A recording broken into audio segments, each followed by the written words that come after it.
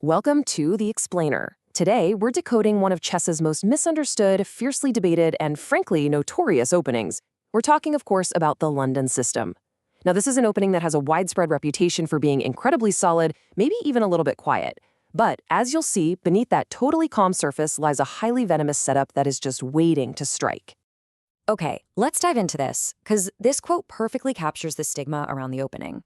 International master Cyrus Lakdawala hilariously compares playing the London system to being a kid in Montreal who was forced by his mother to wear a despised Toronto Maple Leafs jersey to school.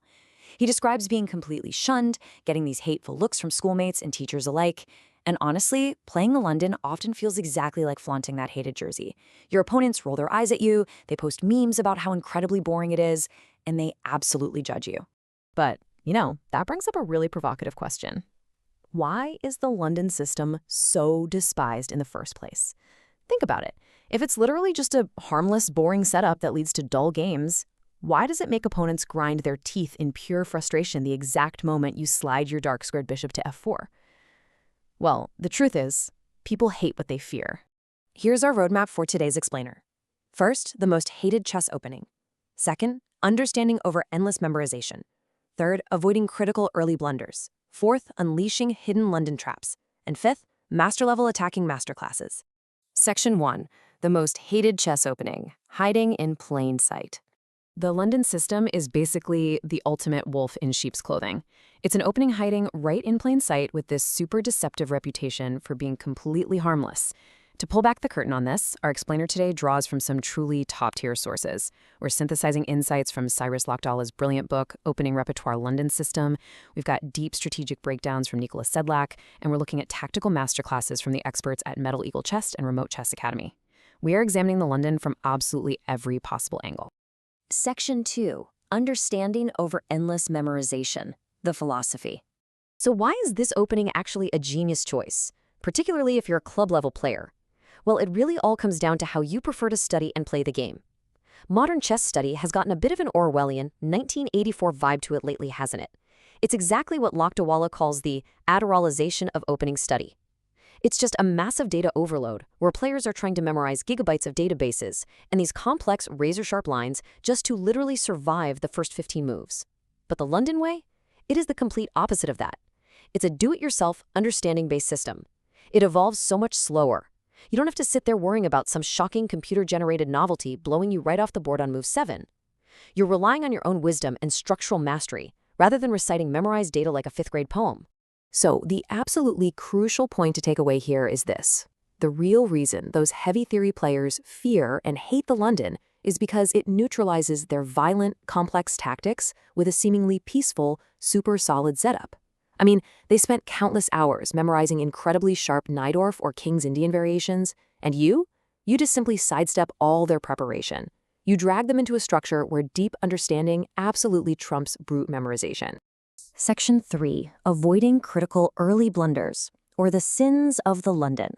Now, what's really interesting about this slide is you might actually think the London is some autopilot opening where you can just turn your brain off, kick your feet up, and make the exact same moves no matter what black does. Actually, scratch that, it is definitely not that simple. According to analysis from Metal Eagle Chess, there are specific blunders that will immediately ruin your position. First up, playing checkers instead of chess by unnecessarily trading away your beautifully active f4 bishop for black's completely passive unmoved knight on b8.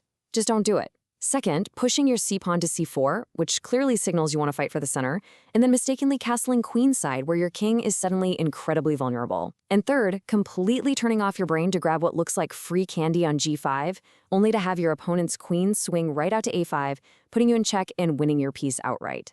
And all of that leads us right to the ultimate beginner nightmare, the 2.cu5 disaster.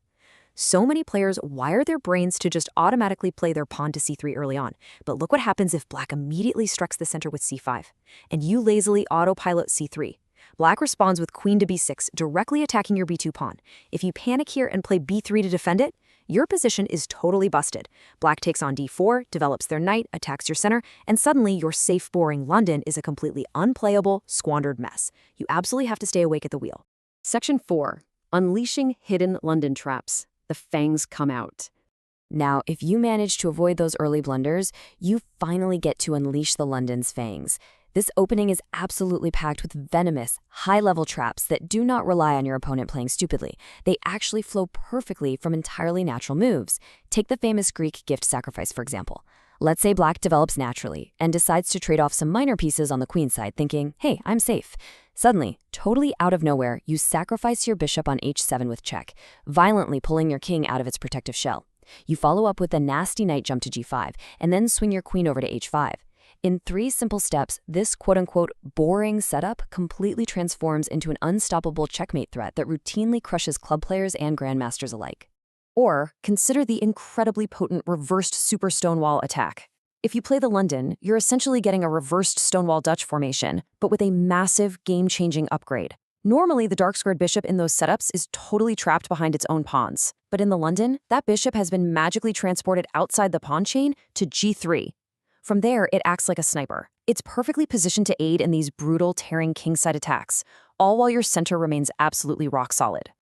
Section 5. Master-level attacking masterclasses, seeing it in action. Let's look at how grandmasters actually weaponize this to utterly dismantle their opponents in real games. Take a look at this position from a clash between Grandmaster Vlatko Kovacevic and Laurent Fressinet. Black has just played their bishop to h5, thinking they've launched this really clever combination to defuse white's attack. They're directly attacking the white queen on e2. So, can you spot the devastating tactical solution for white here? I'll give you just a second to look. The answer is genuinely shocking. White completely ignores the attack on the queen and plays bishop takes e4. Lakdawala poetically compares this move to a serene Buddhist monk sitting in the lotus posture amidst absolute chaos. The queen is just left completely hanging on e2, but if black dares to take it, white delivers an immediate forced checkmate using the rooks and knight. The lethality is completely hidden until the exact moment it strikes. Fressinet literally had to resign just a few moves later. Let's look at one more brilliant example. This puzzle comes from the legendary former child prodigy Grandmaster Gada Kamsky, playing against Sam Shankland. Black's king has been driven all the way into the corner, and black just played king to h8, desperately trying to step out of a pin. Black is trying so hard to hold on in an endgame where they're down pawns but still fighting. Can you find Kamsky's knockout blow here? And this brilliantly illustrates the sheer geometric power of the London's minor pieces. Kamsky played knight check on g6. The black king is absolutely forced to move, and when it does, the knight leaps to e7, delivering a devastating fork on the king and the rook. Shankland resigned on the spot. Kamsky completely dismantled a top-tier grandmaster by perfectly utilizing the structural advantages and piece activity generated purely by the London system. So, we arrive at the ultimate question for you. Are you brave enough to put on that despised Toronto Maple Leafs jersey? Are you willing to endure the eye rolls and the endless complaints that your opening is too boring, knowing full well that you are actually wielding a highly venomous, strategically superior system? If you want to replace endless robotic memorization with true chess understanding and deliver some truly spectacular checkmates along the way, it just might be time for you to embrace the London system. Thanks so much for joining us on this explainer, and we will see you next time.